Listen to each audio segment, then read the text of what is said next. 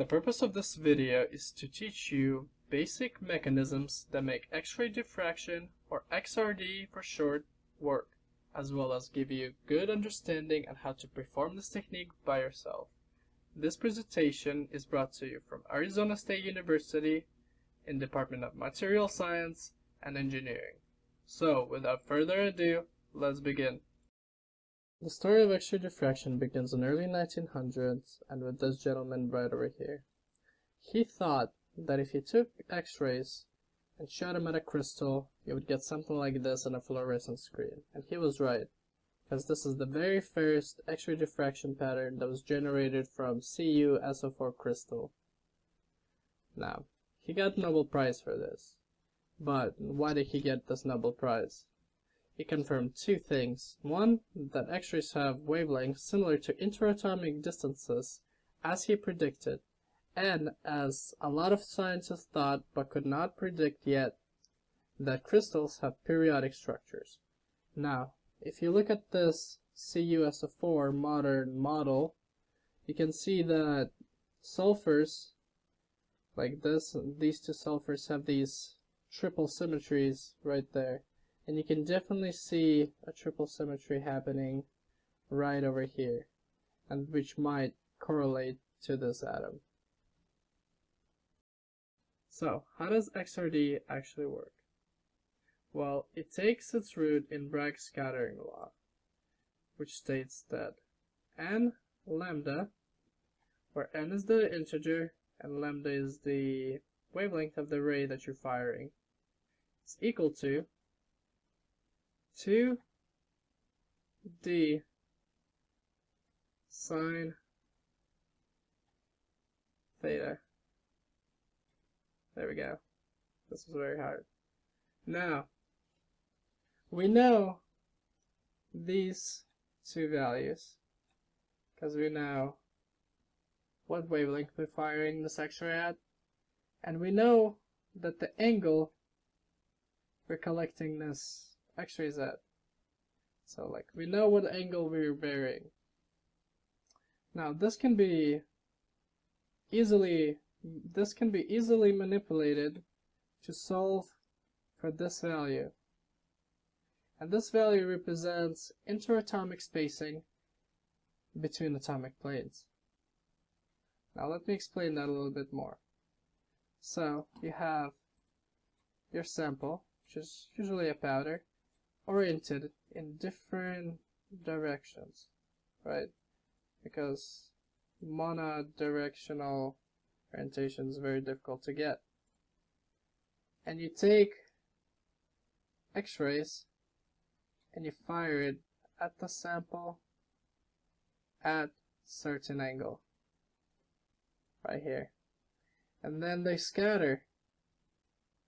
You observe scattering events that follow this law right here, and you collect them at your detector or wherever. Now, knowing that statistically this could have any orientation, and that eventually as you vary the angle you're gonna hit a perfect condition, which is represented by something like right here, where you hit the planes of atoms perfectly and they reflect and give you a signal. And that you can use to calculate the distances between those planes. And this can happen at multiple different angle conditions in a crystal.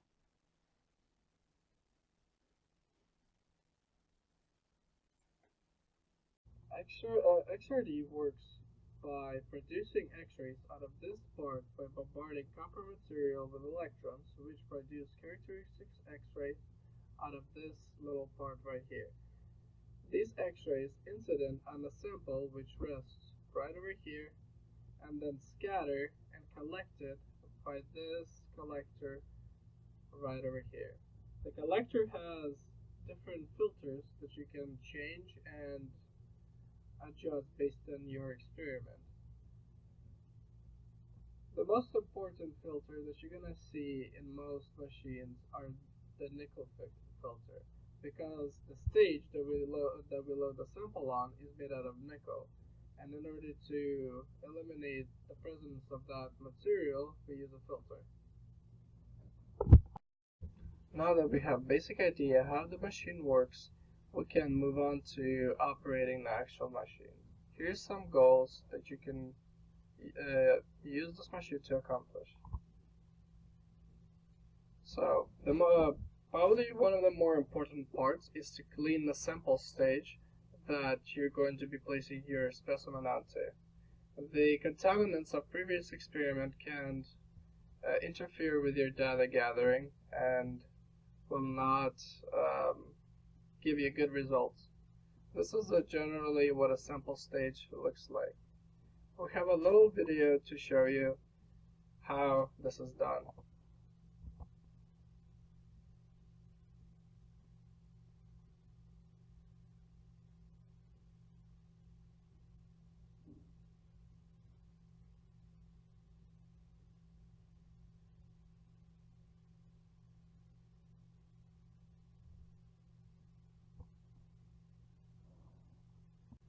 Next, you have to load the sample onto your sample holder after it has been cleaned properly.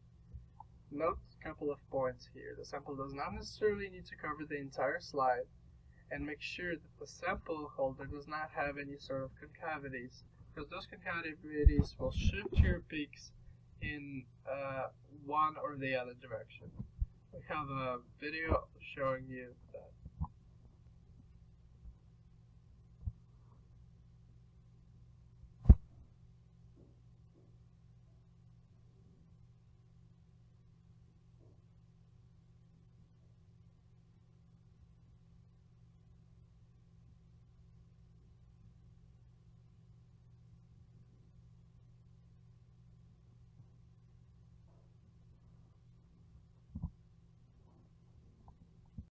Next, you have to load the sample into your machine to run your experiment. After the sample is loaded, you can use the computer to start the experiment. But first, make sure the sample is tightly secured in your chamber. You can see here that the sample is placed at this point right over here, and then it is secured by a special mechanism. After some time has passed, you will generate a data that will look something like this, which is plotted an angle versus the intensity of X-rays received. Certain angles will have better X-ray results, stronger X-ray results, and these peaks, that we call them, will correspond to the presence of certain materials within your sample. But before matching your peaks, you have to realize that there's a lot of noise present at the background of this run. Now we can use the inbuilt background removal software, which matches which fits your data to the noise that you have. You have to manually adjust and fit it, and then it removes your background noise, and your data will look something like this right over here. We can then use software's capability to pick and match compounds and elements. We can then determine which elements are present based on the rating the software gives you.